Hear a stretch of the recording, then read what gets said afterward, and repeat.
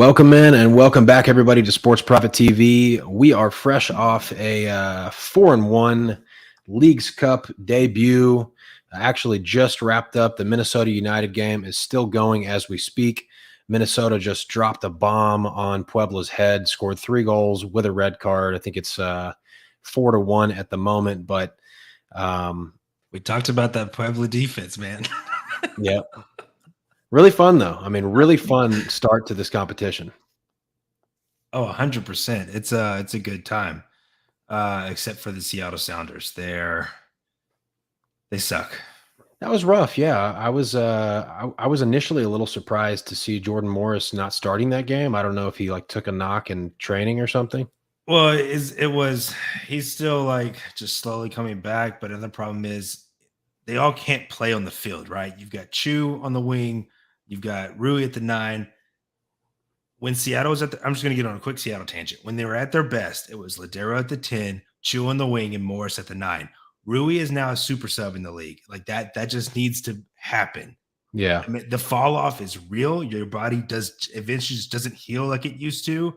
And they were much, much better and much more creative when Morris was at the 9. And that's just until they make that swap, they're going to be just an okay team. Yeah, I agree. It's one of those things. They had so much success. I mean, arguably the dynasty of modern day Major League Soccer with Rui Diaz at the 9. So, I can see why it would take a little bit of time for them to, swallow that pill. It's a hard pill to swallow and move on. But yeah, so like I said, really nice debut to the Leagues Cup. It's been a really fun competition. We have kind of got our bearings. I've got some takeaways, but first, Garrett, what have been your main takeaways after round 1 of Leagues Cup? It's way more exciting than I thought it would be. I think it is a nice window for this cup to happen here because the Liga MX sides are a little more on par with MLS. Liga MX, I think they've shown already pretty strong league. But MLS has also shown and they've shown for the last 2 years, the gap is closing, right? Like that gap is shrinking. However, I like the shoe being on the other foot here with Liga MX not fully in game shape and MLS in shape, and seeing that difference and that contrasting style compared to what we normally see in CONCACAF Champions League. So I'm really enjoying that. But yeah, Liga MX is still a solid league. There are some of these teams who cannot hang with them. It's very apparent. But it's exciting. Lots of red cards, lots of penalties. That's going on too. I guess I shouldn't be super surprised when an American league and a Mexican league mix it up. We always see that kind of stuff going on when Team USA and Team Mexico mix it up. So, but yeah, more red cards and penalties than I would like because it definitely creates a little bit of a minefield to have to navigate. Luckily, Right. I've been on the positive end of it so far. Yeah, it's always nice. Those breaks are going to go one way or the other. So it's nice, when you got to run where they're going your way. But I would say my main takeaway, you kind of hit on it, is I do think it's evident that Liga MX is they're still kind of a step ahead. And somebody said it really well. I don't know if it was you or if it was somebody else that mentioned it on Twitter, and it's not every team. The top MLS teams and the top Liga MX teams, it's not that stark of a contrast, but you will notice in certain matchups, Liga MX fields 11 technical, solid players, and sometimes you'll see a Major League Soccer team with 3 or 4 guys that have gaps in their skill set. Maybe they're really fast or maybe they're tall, but they don't have the same technical ability necessarily as all 11 professional players on the field for Liga MX. And then we've talked about it before, the depth as well. Liga MX obviously has, if somebody goes down, they can replace them at almost the same level. Depth is on there. Also, I think this just shines a big light on promotion and relegation for MLS because the bottom of the MLS teams are bad.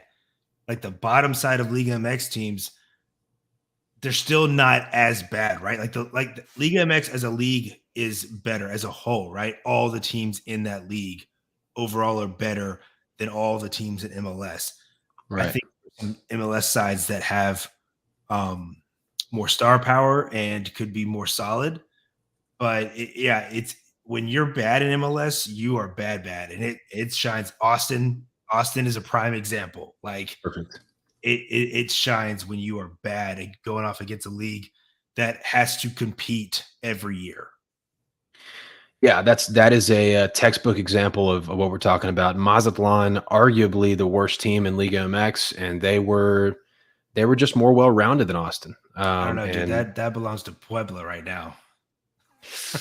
I don't know. I don't know. That would be quite a matchup. Carataro's in the conversation too, but yeah. So main takeaways: really exciting start to this League's Cup. I think in a good way. It's nice that it's getting rowdy. I mean, this is the stadiums are full for the most part. The energy is high. Um, we have some absolutely tantalizing matchups to get to on this next round, on round 2 here, because you start to get into the real heavyweights of Liga MX, of Mexican soccer, and we're going to talk about how we match up and how some of our teams match up, and it's getting exciting. Couldn't have started a whole lot better than 4-1 last show. So we'll obviously look to keep that going. We hit both of our 2 units on the show, which 2 units are kind of rare for us here on the show. So when we drop them, obviously we like them, and we smashed both of them. I mean, really did smash them. Leon and Vancouver over 2.5 came in pretty comfortably, and Minnesota team total over 1.5 came in with a red card. And the last thing I'll mention before we get on to this week's show plays is the closing line value was also fantastic. And I hate to toot our own horn too much, but I mean, we got dollars and cents on the dollar, big time closing line value. So that is a testament to the work that we put in. And also, if you guys are tuning in today live, and if you tuned in last week live, that benefited your bankroll big time too, as well. And yeah, so that's obviously a big part of it. But all righty, real quick, let me talk about BetUS, because they do sponsor the podcast. We're really appreciative of them. Right now, they're doing 125% of your initial deposit bonus. I think up to 200% via crypto. After the show goes live, I didn't have time to drop the link today because I was watching games. I was handicapping tomorrow's games. I was in a little bit of a rush. But I will drop that link in here after the show is archived, and you can go back and check it out. But without further ado, let's get into the good stuff. Leagues Cup. I guess I wouldn't call it match day 2, but round 2, I guess, is more accurate. Yep, round 2. Yep. And man, we got some good spots, some fun spots to get into. And as we usually do, we got a quick question here. They're warming up right now. So we get some late night action. That's fantastic. Over 3 if it's not too juiced. I still like it, even with the delay. I wonder if the field's wet. It drains pretty well, though. That's not what I'm worried about, but St. Louis and no Berkey to save them. Nah, that we could see goals there. I like Crew. If you can catch Crew's team total over 1.5 live, I'm all the way on board with that. Like the lineup today. All righty. Well, like I said, without further ado, Garrett usually starts us off, and today will be no different. Yeah, I got 4 games I'm going to attack. Not a whole lot of notes, just more of like my gut feel and what I'm seeing through this first round and who's coming up. So we got Leon going to LA to play the Galaxy. This is just a tantalizing spot for me. I think you used the best word for it, where I'm going to be on Leon, draw no bet for a half unit. I think it's like plus 130. But then I'm also going to put another half unit on Leon money line plus both teams to score at plus 480. So I don't have any 2 units this week, but I do have a plus 480 for you that I really like given this spot. Galaxy are struggling mightily at the back for center backs. Last game versus Vancouver, it was Mavinga and Leerdam. That's not a good duo for center backs. And we just saw a Leon team that honestly, dude, I could not stop watching that game simply because of the long balls they were playing. The way they're able to cross the field with pinpoint accuracy was just great to watch. Like as a soccer enthusiast, it was awesome. And they can score. We know they can score. We talked about their attack in CONCACAF Champions League earlier this year. We've highlighted it here already in round one, where we were over. Like I think you just sent me the screenshot of the lines. It was like gut call, and I was instantly like over 2.5. You're like, exactly. So, this is just a nice spot for them. You get the draw no bet at plus 130. So that pushes. You're not losing a lot here. And then again, for this Leon attack versus that back line of the Galaxy, the plus 480 is just a bad line, in my opinion. Like you're going to see Liga MX as some big dogs. That's only because they're having to play away. Some of these sides have already shown dogs can cash in this tournament. So I'm willing, instead of just taking the plus 210 or something or whatever as the money line, I'm going to take a shot because I do like Galaxy to score. I like what they've been doing. Ricky Puig is just running the league right now. He is up there in the conversation with Acosta and Mukhtar and these other great 10s that we're seeing right now. He's fantastic. And so I think Galaxy can get on the board, but I think Leon could absolutely tear this team up in the right circumstances. So for a plus 480 and just going to play a little half unit on it, this could be a huge cash. Yeah, dude. Leon winning the CONCACAF Champions League was not a fluke. I mean, these guys are the real deal. That's evident. You know, if you know anything about ball and you watch these guys play, that's obvious. Another thing that we mentioned on the show last week is that Leon, while a lot of these teams, we've kind of been having to use our fitness, thermometer on these teams, get our eyes on them and see, is this team fit? This team is, maybe slacked in the offseason a little bit. Leon played a month longer than anybody else because of CONCACAF Champions League. So they were clearly fit. Liga MX has only played 3 regular season games, but they didn't have any issues in that department whatsoever. And they are smooth. They're really good. They're a better team than Galaxy by quite a bit. Obviously, road is a big deal. I get it. LA Galaxy may even have a lot of emphasis on this tournament because they want to get something out of the season, but Leon's better. I mean, they're the better team. If they get up here, then I don't know. I don't know if LA Galaxy can catch up. So, and the plus 480 Leon money line plus both teams to score is just silly. I mean, that's a monstrous price and something that is not all out of. It's not all that out of the question that could happen. I mean, I could totally see 2-1, 3-1 Leon. I think the books are still not quite hitting the nail on the head with some of the value on the good MX side. So interesting spot here and love the value. All righty. So my first show play here, I'm going with a Liga MX versus Liga MX matchup. I'm going to back Juarez here on the Asian handicap minus 0.25. I looked at the draw no bet. This is against Mazatlan, by the way. The game will be played in Austin. I'll see if I can get there. I'm pretty close to Austin. That's my hometown team, so it would be an interesting one to go watch in person.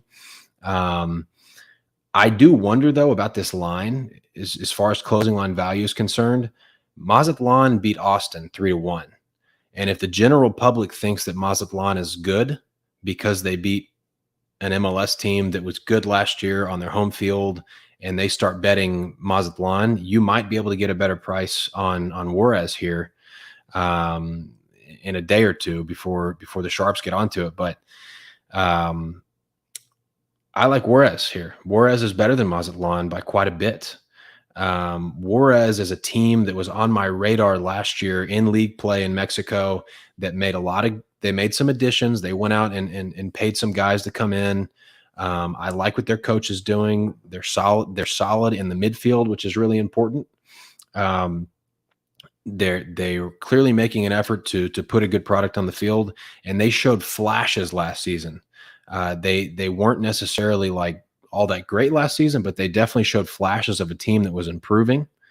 And they brought in some good pieces. They had a couple pieces go, but they've started the season out. Let me just look at their results here. In Liga MX, they have basically shocked the world so far this year, and nobody expected Juarez to do this. They beat Club America in Mexico City 2-1. They tied with Tigres and Juarez 1-1, and they went on the road to another team that's played and won championships in Mexico, Toluca, and they beat them 4-2. They dropped 4 goals on Toluca in Toluca. I just think Mazatlan's really bad. Arguably the worst team in Mexico. Puebla's defense is really bad, but Mazatlan might be worse as far as a team overall. Querétaro's pretty bad as well. But I think Juarez is pretty good. And this is a neutral site game. It's going to be played at Austin's Field. And better team all over the place, all over the field. They're better. I think they win. I will cede to you for Liga MX analysis. It's not a league that I follow heavily. I do pick your brain about it from time to time. But yeah, from what I can see on paper, I don't understand the Juarez line. Like, it makes me want to play money line. I get playing the minus 0.25 just to cover, a little cover for a draw because it is 2 Liga MX sides. I will be looking at this game because I think this could be a rowdy crowd. It's not too often that Texas gets 2 Liga MX sides, playing, and I think people are going to turn up for it. I know Texas, people in Texas love their Liga MX, and so being able to get a chance to go see a game, I think this crowd is going to be good. This could be a fun game.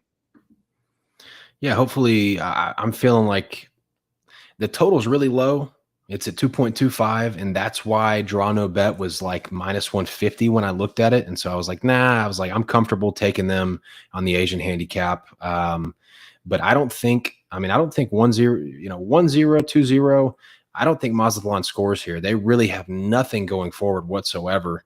And Austin, that's just a testament to how terrible Austin was because, sheesh, Mazatlan, not great. Very bad showing for Austin. Austin is the only MLS side that I think the only MLS side that's rotated against a Liga MX side so far. Yeah. Wolf. What is Wolf thinking? Listen, Wolf should have been gone a long time ago. Anyways, but no, I like this look. I think this is a this is a good lean here. Especially, I also like the take about because of how badly they beat Austin. Could be worth it to monitor this throughout the next day. See what it does. If you can get the price a little better. Absolutely. Alrighty. Second play going here. Of course, our buddy Ice Pick Sports is in the chat asking about corners. He's become a corner connoisseur. He's not wrong though. I told him that he loves LAFC corners. Leon corners are right up there for this tournament. I mean, because they're all gas, man. They're all gas, no breaks. And so, corners are definitely a good market in this tournament so far. Yeah, but keep an eye on which Liga MX teams look fit because Pumas, for example, they played Montreal and they were gassed the whole game. They clearly have just been loafing in the offseason because they could not keep up with the speed of Montreal. Speaking of Montreal, that's where we're going for this next one. Yep. You bring up Pumas and how bad they looked, and yet they still got a draw out of Montreal with 2 late goals as Montreal coughed it up. So I don't love playing Montreal, obviously, but I have to fade this DC United side right now. O'Brien's gone in the midfield. This will be the first game without him. We've talked about that. But now you have a player brawl with 2 attackers, and they've both been removed from team activities. Taxi Fontas, he's being accused of using a racial slur for the second time in a year. I don't know. I don't know, man. That dude has issues. But he actually used it toward a teammate, and that teammate then quote unquote assaulted him. So they've both been removed from team activities. It's a mess. DC United is a mess right now. And so, yeah, Montreal, I can't ignore that home record, 8 wins in 11 home games. So, yeah, I just have to take Montreal here at plus money versus what has to be the most dysfunctional team in MLS right now in DC United. Yeah, I mean, there's not a whole lot more to say. Montreal, to be honest with you, I was on Pumas. I put out Pumas money line at it shot up to plus 250 before that game against Montreal. And it didn't take me long once that game had kicked off to regret my decision because Montreal looked better and they just looked like they had the gas. They were playing at home and they were playing with confidence. And Montreal right now, this minute, is playing better than they've played at any minute before in this season. And then also, I get it. It was the All-Star break. I should not take things away from that. But Benteke looked like he was 60 years old. He moved like he was 60 years old. Yeah, he's broken. He just didn't look good, man. And I get it. It's the All-Star game, but he's playing against dudes that he's played throughout his career, and just isn't up for it at all. So I worry about how his form and how he's looking right now as well. And the last thing in regards to DC before we move on to this next one, O'Brien being gone and there's no replacement. O'Brien was such a massive addition for that team, and he was on loan and he's gone. He's back to England. So, and he hasn't been replaced. So really tough situation for DC. They've kind of thrown that team together, and it seemed like they had some momentum at one point in time, but right now they're struggling. So plus 130 is generous for a team that's playing as well as they are at home. All right. Next play for me, I'm dropping another 2-unit play for free here on the show. Really excited about this one. I mentioned last week that if I got a chance at a playable line involving this team that I was going to fire, and that's exactly what I'm going to do. New England Revs and Atletico San Luis, both teams to score at minus 125. Love this one. If this wasn't the very first game that Atletico San Luis had played in this competition, I might have more on it. But 2 units is healthy. It's it's a good sized bet. It qualifies as a 2-unit best bet for me.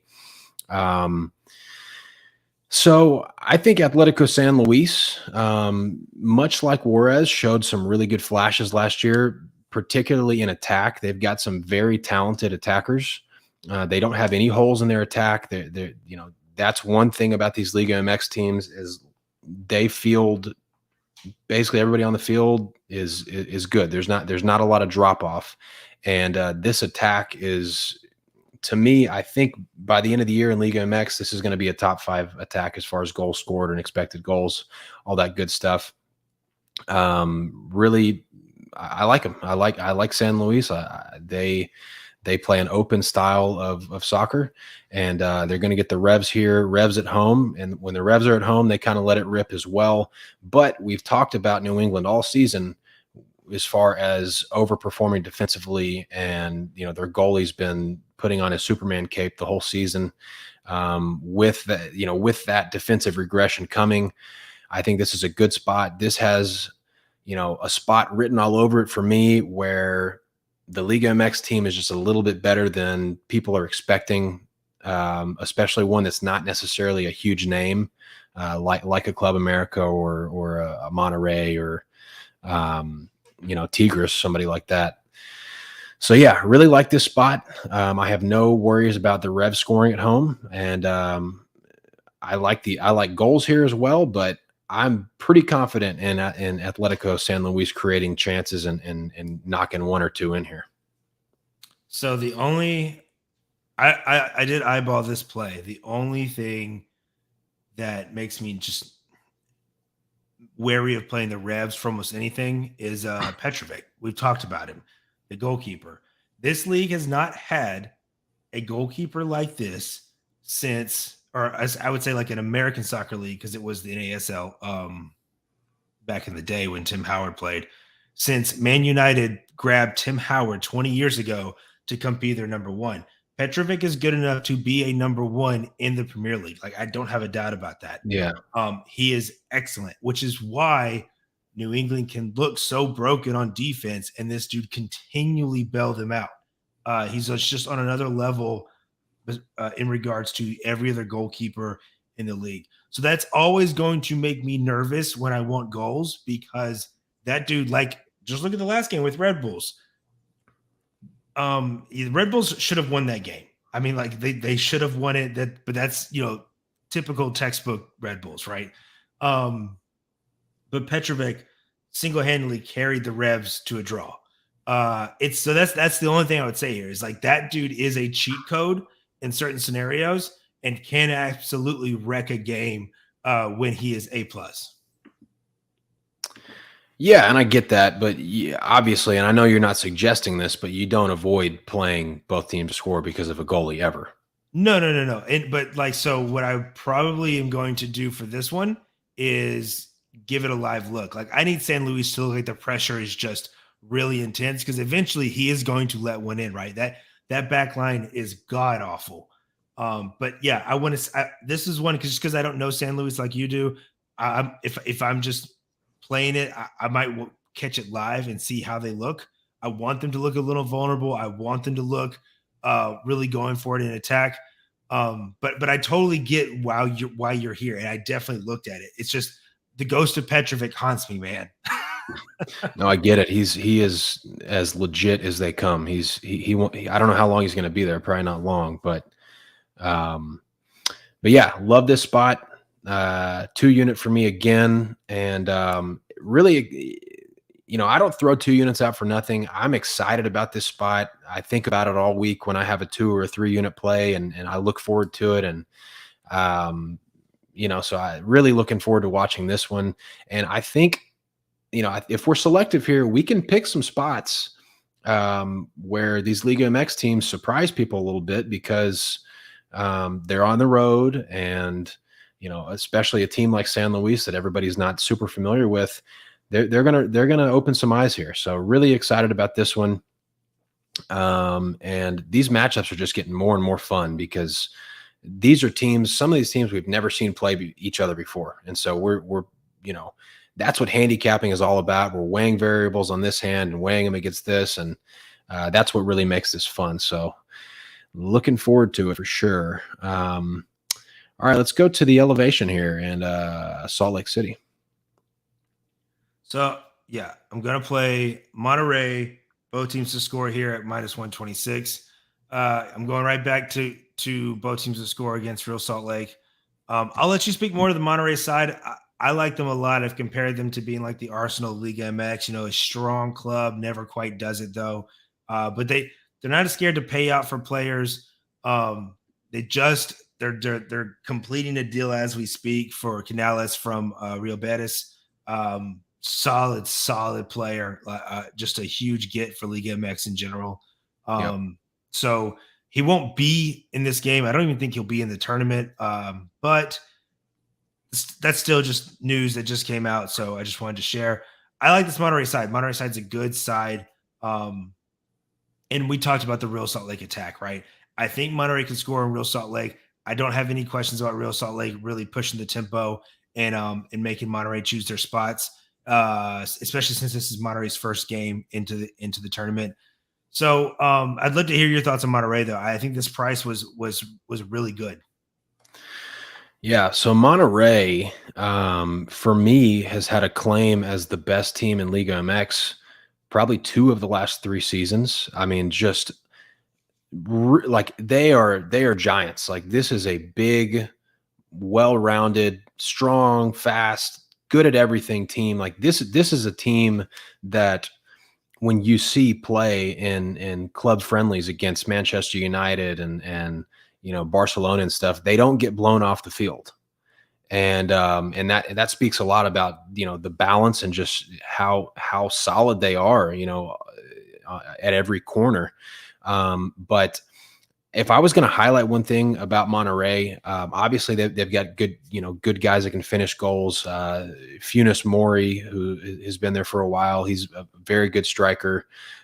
They've got, Liga or Mexican national guys like Romo, and they've got a couple. I mean, they're deep, but what I would say is their midfield is really good. Like they will just squeeze the life out of you with their midfield, just really solid. They don't make mistakes. They control the ball, and honestly, they're kind of hard to score on. So I was almost now Real Salt Lake is going to be more fit, and they are clicking right now as well as any attack in Major League Soccer. So. But I think Monterey can keep up with them here. I honestly think they can, and I know that's only a positive to this play. But I like both teams to score. I like Monterey double chance here, and then the elevation in Monterey is really similar to how it is in Salt Lake. So these guys are going to be used to the elevation. That won't be a problem, which is another interesting element to this tournament because there's a lot of high elevation in Mexico.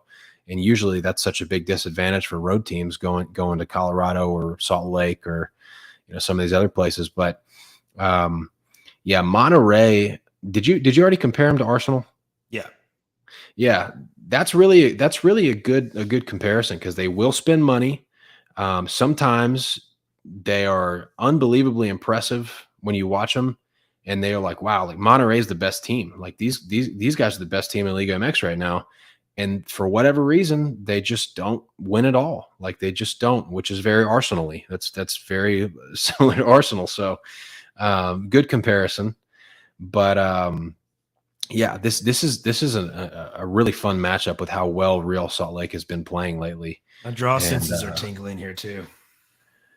Draw senses are definitely tingling for me. Definitely tingling. 1-1, 2-2, totally on the cards here. Absolutely. I agree. All right. And then we got a bonus play here that was kind of a last minute ad. I think we were waiting on a price and you got it for it, right? Yeah, I needed the Cincy game to end before most of the books would release this because they're playing Chivas next.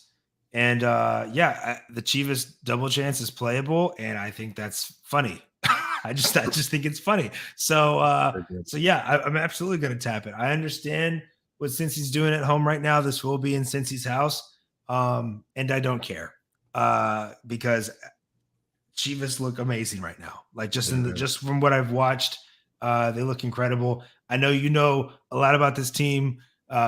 When you travel, you're pretty close to them, so I'll let you speak to them. But yeah, I found this price insane. Yeah, Chivas is solid, man, and like you said, this is kind of my home team away from home. My wife is from the Guadalajara area, so. My whole side of the family on that side are huge Chivas Guadalajara fans. And this has been a team for years, and there's a ton of Chivas fans in Texas too. So they're almost like the Dallas Cowboys where I am as far as Liga MX teams are considered. And they're not always necessarily good, but the last couple of years, they have really taken a step forward. Last year, they lost in the Liga MX Clausura final. Had it won and just kind of like let it slip against Tigres, who's obviously, Tigres is a Mexican giant themselves. So not really too much shame in losing in a final. But last year, people said they overachieved.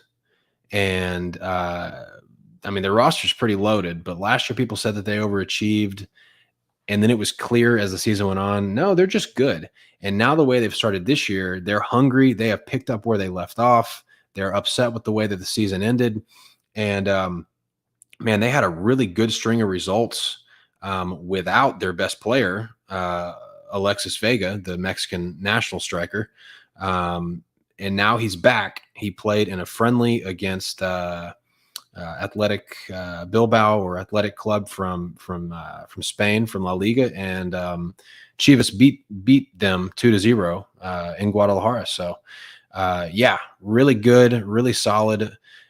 Used to be, it was like their claim to fame was that they were great defensively. Like they're really hard to break down, 0-0, 1-0 type games. But now they've got that, they've got it figured out where they're providing service and they've got some talented finishers. And these guys are up there. In fact, I mentioned them last on the first episode at 16-1 that they were a good sprinkle to potentially win the whole thing. So Chivas, Monterey. Those two teams right now for me are probably 1 and 2 in the power rankings in Liga MX. Tigres obviously really good. I just think that they're kind of aging out a little bit. I mean, Pierre Gignac can't play forever, and I think his form has dipped quite a bit, in my opinion. And then Club America are also very talented, but they've kind of started the year a little bit shaky. So yeah, Chivas, they are solid. Obviously, Cincinnati's really good too. So this is going to be Cincinnati is good, which is why I'm on the double chance here. But they don't have a lot of experience with a Liga MX side, especially a good Liga MX side. And so I think Chivas could absolutely grind something out here. Cincinnati, I think they took 2 points from tonight, so a draw probably gets them through for this. So it's three teams in a group, right? And so you're only going to play 2 games. 3 points probably gets you through. 4 points is you're almost guaranteed to go through, depending on how the group shakes out. So I don't think Cincy will feel as much pressure to really try to do something here. I think surviving Kansas City and then surviving in PKs, I think opens the door for Chivas to have a little more room to work with. That's a good point. And we have a number of these Liga MX teams that anywhere they play in the United States is going to be, I mean, I don't know about a home game, but they're going to have a huge, support there as far as numbers of fans, traveling fans, people that live here that are fans, which is going to be another interesting element to keep an eye on. A couple of games I wanted to ask you about and just kind of like get your thoughts on. I love it. Spontaneous. Yeah. Well, I had a couple that I had written down, and number one written down, Inter Miami go to Atlanta. Messi played 36 minutes in his debut.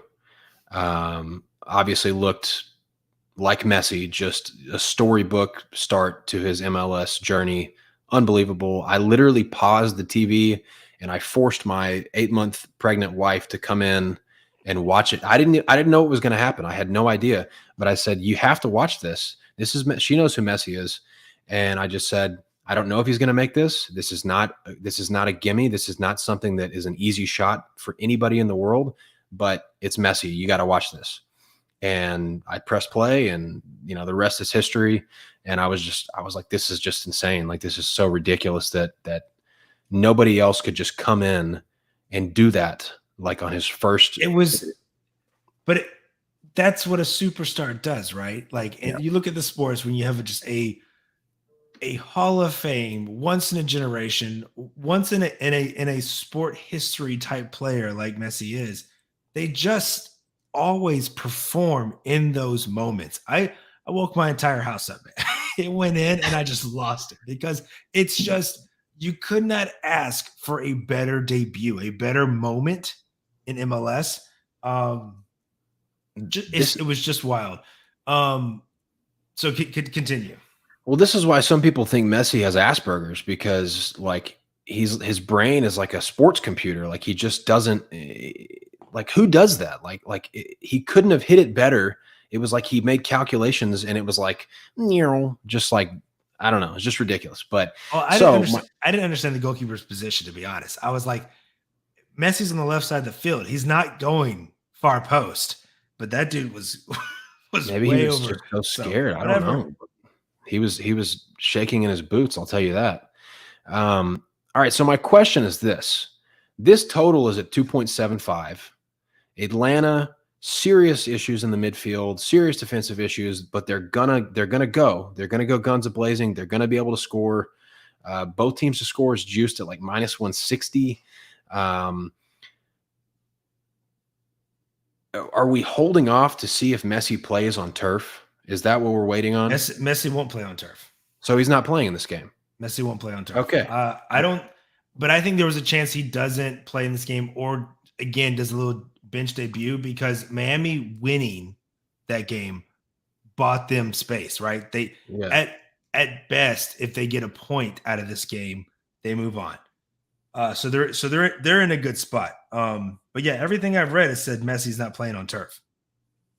Okay. So both teams to score is what I looked at here. But at that juice, yeah, I'm not playing this game. Yeah, especially with again the Miami not needing all 3 points or anything. Yeah, I didn't want it without Messi. That's why I asked. Another one that I've got written down here.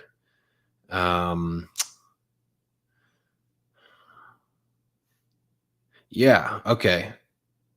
FC Dallas and Necaxa, the total right now is at 2.5. And I think that's another slammer under, similar to Atlas and NYCFC that we had today. I think I'm leaning heavy to the under there.